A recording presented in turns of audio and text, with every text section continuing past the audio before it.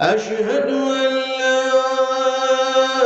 إله إلا الله وحده لا شريك له أشهد أن محمدا عبده ورسوله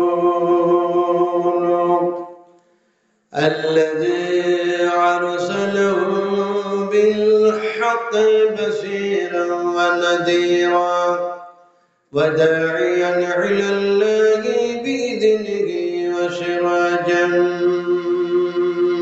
منيرا فقد قال الله تبارك وتعالى في كلامه المجيد والفرقان الحميد أعوذ بالله من الشيطان الرجيم بسم الله الرحمن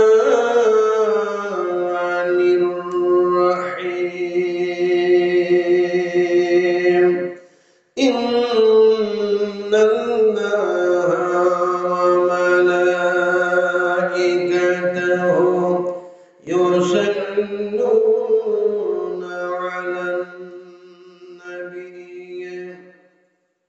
يا أيها الذين آمنوا صلوا عليه وسلموا تسليما اللهم صل على محمد وعلى آل محمد كما صليت على إبراهيم وعلى آل إبراهيم إنك حميد مجيد اللهم بارك على محمد وعلى آل محمد كما باركت على إبراهيم وعلى آل إبراهيم إنك حميد مجيد رب اجعلني مقيم الصلاة ومن ذريتي ربنا وتقبل دعائي ربنا اغفر لي ولوالدي وللمؤمنين يوم يقوم الحساب हमारे दुआ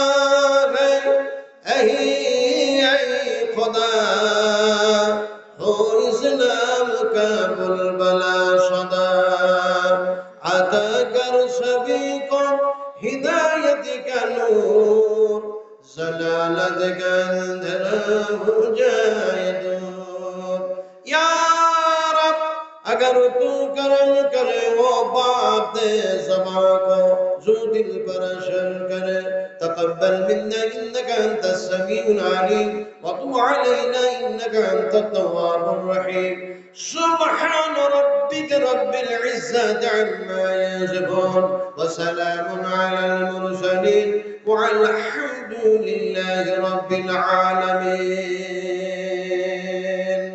मशाइख़ इज़ाम उलमाए इकराम हज़रात সম্মানিত আজকার জলসার সভাপতি মহাশয় সামনে বসে থাকা জ্ঞানী গুণী বুদ্ধিজীবী শিক্ষিত ইসলাম দরদি ভাতৃবৃন্দবর পর্দার আড়ালের মা ও বোনেরা সকলকে জানাচ্ছি আমার আন্তরিক শুভেচ্ছা ভালোবাসা অভিনন্দন দিয়ে সর্বপ্রথমে সেই আল্লাহ সুবহানাহু তাআলার দরবারে তার শুকরগুজার বান্দা হিসাবে আমরা একসঙ্গে একযোগে একত্রিত হয়ে মহব্বতের সঙ্গে একবার গভীর রাত্রে পড়ে নিই বলি আলহামদুলিল্লাহ। আচ্ছা, এখানে যত মানুষ আমরা বসে আছি যদি একসঙ্গে আলহামদুলিল্লাহ যদি জোরে পড়ি গুনাহ হবে কতটা? মালদা জেলার মানুষ বলুন, গুনাহ কতটা হবে? নেকি হবে। এখন রাসূলুল্লাহ সাল্লাল্লাহু আলাইহি ওয়াসাল্লাম বলছেন যে আমালে সালেহ করে, ভালো কাজ করে, সৎ কাজ করে, নেকি অর্জন করে, নেকি সঞ্চয় করে আপনাকে আল্লাহ পাক যখন তার কৃপায় তার দয়ায় অনুগ্রহ করে বেহেশতের মধ্যে রাখবে, বেহেশতবাসীদের সর্বপ্রথম যে ল্যাঙ্গুয়েজ হবে যে ভাষাটা হবে সেটা হবে প্রশংসনীয় ভাষা। তারা বেহেশতের মধ্যে সিজদায় পড়ে গিয়ে বলবে আলহামদুলিল্লাহি রাব্বিল আলামিন। ফলে আমরা সেই বেহেশতে যাওয়ার জন্যই তো এই ভালো কাজগুলি করছি। তো আমরা যদি এই সময়তে আল্লাহর জমিনে বসে আল্লাহকে সন্তুষ্ট আর রাজি করার জন্য যদি আলহামদুলিল্লাহ পড়ি, আর আল্লাহ যদি আমাদের প্রতি সন্তুষ্ট হয়ে যান, যে আমাদের বিগত জীবনের গুনাহ, পূর্বেকার গুনাহ সব যদি মাফ করে দেয়, ইহকালটাও মঙ্গল হবে, পরকালটাও কল্যাণ হয়ে যাবে। এখন ইহকালটাও মঙ্গল হলো, পরকালটাও মঙ্গল হয়ে গেল। এখন দেখা যায় তার সন্তুষ্ট লাভনীয়র জন্য একটু উঁচু আওয়াজ দিয়ে যদি আমরা বলি আলহামদুলিল্লাহ, তাহলে আমরা ক্ষতিগ্রস্ত হব না, বরং লাভবান হব ইনশাআল্লাহ। ফলে আমরা সবাই একবার পড়ি, বলুন আলহামদুলিল্লাহ। আরো ভালো করে বলতে হবে আলহামদুলিল্লাহ। তারপরে পরে আমাদের নবী, বিশ্ব নবী রাহমাতুল আলামিন জনাবে মুহাম্মদ রাসূলুল্লাহ সাল্লাল্লাহু আলাইহি সাল্লামের প্রতি অসংখ্য অগণিত দরুদ ও সালাম অবতীর্ণ হয়ে যাক। সকলে বলি আল্লাহুম্মা আমিন। বন্ধুগণ, এতক্ষণ পর্যন্ত বিভিন্ন উলামায়ে কেরাম, বিভিন্ন মুকাররির, বিভিন্ন লেকচারার, বিভিন্ন প্রফেসর, বিভিন্ন বক্তাগণ তিনাদের বিবৃতি, আলোচ্য বিষয় যা ছিল তা আপনাদের সামনে পরিবেশন করেছে, আপনাদেরকে শুনিয়েছে। আমি নাজমে আলম, আমি কথা বলতে পারি না, আমি পড়তে পারি না, আমি তেলাওয়াত করতে পারি না, আমি কিচ্ছু করতে পারি না। তবে আল্লাহ সুবহানাহু ওয়া তাআলা আমাকে যা কিছু বলেলেন কোরআন ও হাদিস থেকে, আমি সেইগুলি বলবো না, বলবো, যেগুলো বলবো অবশ্যই বক্তা শুধু না, শ্রোতা শুধু না, বরং আমি বলার পর আপনারা শোনার পর 100% আমল করার চেষ্টা করবো ইনশাআল্লাহ। তাও করলেন না, ইনশাআল্লাহ করলেন না। আমাদের দেশে একটা মন্ত্রী আছে, একটা না, একটা মন্ত্রী যিনি আছে সে হচ্ছে এই ভারতের মানে একবারে মেন মাথা, কথা বোঝেন না? এমন একজন চিফ মিনিস্টার, প্রাইম মিনিস্টার, আপনারা কি তার নাম জানেন? জানেন? হ্যাঁ, জানেন না? কি মালদা জেলার মানুষ ভয়টাই পাচ্ছেন নাকি? একটু কথা বলুন, জানেন না? জানেন না কি নাম? না, আমি ওটা বলবো না, ওটা বললে তো কালকে অন্য কিছু হতে পারে। আমি বলবো কেটলিওয়ালা, চাওয়ালা, চাওয়ালা। এই কেটলিওয়ালা, চাওয়ালা, এই মানুষটার ভয়ে অনেকেই ঠড়গ্রস্ত। এই মানুষটা হচ্ছে একটা চক্রান্তকারী এবং বড় কাজ্জাব, মিথ্যাবাদী। এক সময় সে বলল যে দেখো, করোনা আসতেছে, ফলে করোনা থেকে যদি বাঁচতে হয় তাহলে হাতের তালি বাজাও আর থালি বাজাও। বলেছে না? বলে নাই? বলুন। আমি কি নিজে বানিয়ে বলছি না? ও বলেছে। অথচ আল্লাহ সুবহানাহু ওয়া তাআলা এই কোরআনুল কারীমের মধ্যে হাতের তালি, সিটি এগুলি বাজার ব্যাপারে কোরআনের মধ্যে যথাযথ আলোচনা করেছেন। তোমরা তালি যদি না বাজাতে, সিটি যদি না বাজাতে, থালি যদি না বাজাতে, আমি এই আযাব দিতাম না। আল্লাহ পাক বলছেন এগুলি করেছো বলে আযাব দিয়েছি। কোরআনের মধ্যে এসেছে। হয়তো আমি এতগুলো তাফসীর করার সময় পাবো না, আলোচনা করার সময় পাবো না। যে কথাটা বলতেছিলাম যে লোকটা হচ্ছে কাজ্জাব, এত বড় মৃত্যু। সে বলছে 2024-এ ভোট নিতে হবে মুসলমানদের কাছ থেকে, যার জন্য বলছে যে মুসলমানদের এক হাতে কোরআন আর এক হাতে কম্পিউটার আমি দেখতে চাই। এটা কি তার কথা না কোনো মুসলমানের কথা? বলুন আপনারা, কার কথা? এখন নরেন্দ্র মোদী কথা বলেছে, কিন্তু এটা নরেন্দ্র মোদীর এটা নিজের ব্যক্তিগত, তার এটা মনের কথা নয়। এটা তো এক সময় একজন মুসলিম বলেছিলেন, একজন মুসলমান বলেছিলেন আমি মুসলমানদের জন্য, মুসলিমদের জন্য একটা শিক্ষা প্রতিষ্ঠান গড়ব, আর সেই শিক্ষা প্রতিষ্ঠানের পিছনে যত রকমের পরিশ্রম দিতে হয় তা আমি দিব, কিন্তু মুসলিমদের হাতে, মুসলমানদের হাতে এক হাতে কোরআন আর এক হাতে কম্পিউটার আমি দেখতে চাই। যিনি এই কথা বলেছিলেন সেই লোকটার নাম হচ্ছে, সেই মানুষটার নাম হচ্ছে স্যার সৈয়দ আহমেদ, যিনি আলিগড় ইউনিভার্সিটি তৈরি করতে গিয়ে লাঞ্ছিত হয়েছেন, ঘৃণিত হয়েছেন, পদতলিত হয়েছেন, আবার সম্মানের পাত্র হয়েছেন। ফলে দেখা যায় সেই মুসলমানের ধার করা কথাটা আপনাদের সামনে ছেড়ে দিল। এক হাতে কোরআন, এক হাতে যেন কম্পিউটার, মুসলমানদের দেখতে চায়। এই কথাটা বলে যদি মুসলমানদের কাছ থেকে কিছু ভোট পাওয়া যায়, আর সামনে আরো মিথ্যা কথা বলে এটাকে যদি বিভ্রান্ত করতে পারা যায়, কথা বলেন কি? আচ্ছা, আপনারা তো জ্ঞানী মানুষ, সমস্ত জ্ঞানী মানুষ বসে আছেন, শিক্ষিত মানুষ, বলুন তো মিথ্যা কথা বলা ভালো না খারাপ? আমার মনে হয় যারা জবাব দিলেন না তারা কি মিথ্যার পক্ষে নাকি? বলে মৌলানা আমরা তো মিথ্যা কথা অনেক কিছু বলি। এই একটু জোরে বলুন, সত্য কথা বলা ভালো। আপনারা সত্য কথা বলুন যে মিথ্যা কথা বলা ভালো না খারাপ?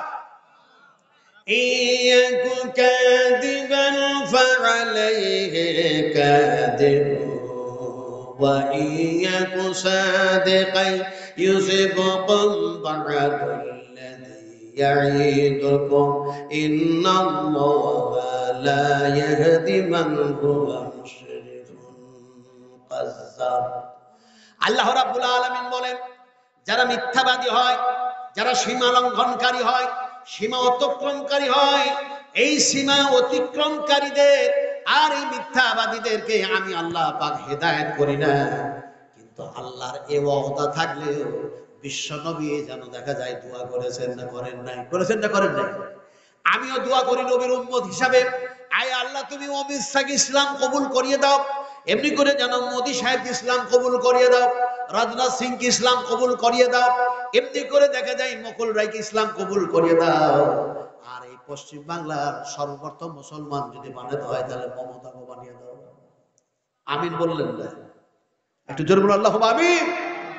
আমি একদিন ওয়াজ করছি আপনার ওই বর্ধমান জেলায়, তো আমাকে একজন শিক্ষিত মানুষ, তিনি সার্ভিসম্যান, তিনি এসে আমাকে বললেন যে আপনি ওয়াজ করতে গিয়ে নন মুসলিমদের জন্য দোয়া করলেন কেন?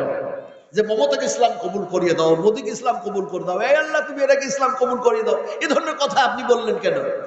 আমি বললাম আমি হাদিসের বাইরে কথা বলি নাই, ইসলামের বাইরে কথা বলি নাই। বিশ্বনবী মুহাম্মদুর রাসূলুল্লাহ সাল্লাল্লাহু আলাইহি ওয়াসাল্লাম তিনি যেন দোয়া করছেন, হে আল্লাহ হাই ওমরকে, আর না হয় দেখা যায় এমনি করে আবুল হাবকে, নয় আবু জাহিলকে, এমনি করে আবুল হাকামকে, তিনজনের মধ্যে যাকে তোমার পছন্দ হয় একজনকে তুমি হেদায়েত করো। আল্লাহ সুবহানাহু তাআলা বিশ্ব নবীর দোয়া মঞ্জুর করে নিলেন, আর হযরতে ওমরকে ইসলাম কবুল করিয়ে দিলেন। সুবহানাল্লাহ পড়েন, একটু জোরে সুবহানাল্লাহ। আপনারা সুবহানাল্লাহ যে পড়ছেন, তো পড়তে গিয়ে কি আপনারা কি মনে করছেন যে পড়লে মনে হয় আমাদের গুনাহ হবে নাকি? আচ্ছা, সুবহানাল্লাহ কখন পড়েন আপনারা? সুবহানাল্লাহ কখন পড়েন? কি আশ্চর্য মানুষ! সালাম ফিরালেন আর সুবহানাল্লাহ সুবহানাল্লাহ সুবহানাল্লাহ এরকম করেন না? করেন না? এই সুবহানাল্লাহ শুধু তাসবিহ নয়, সুবহানাল্লাহ শুধু জিকির নয়, সুবহানাল্লাহ শুধু তাসবিহর মধ্যে সীমিত নয়, সুবহানাল্লাহ যতবার বলবেন কোরআন যেন তেলাওয়াত করা হয়ে যাবে। তাও ইচ্ছা হয় না কোরআন পড়তে, তো জোরে বলুন সুবহানাল্লাহ। যেমন কোরআনের এক জায়গায় এসেছে সুবহানাল্লাযী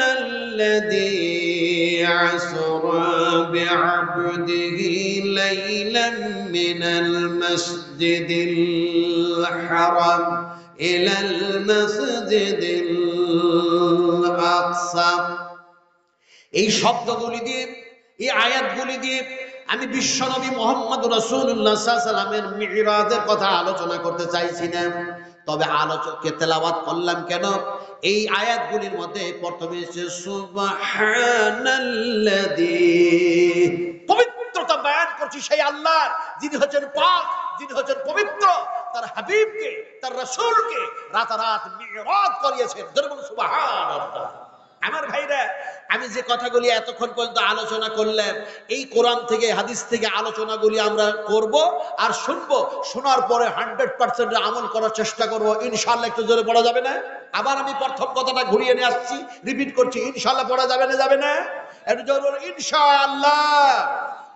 ইনশাআল্লাহ পড়লেন, এটা কি করলেন আপনারা? কোরআন পড়লেন না হাদিস পড়লেন? কোনটা করলেন?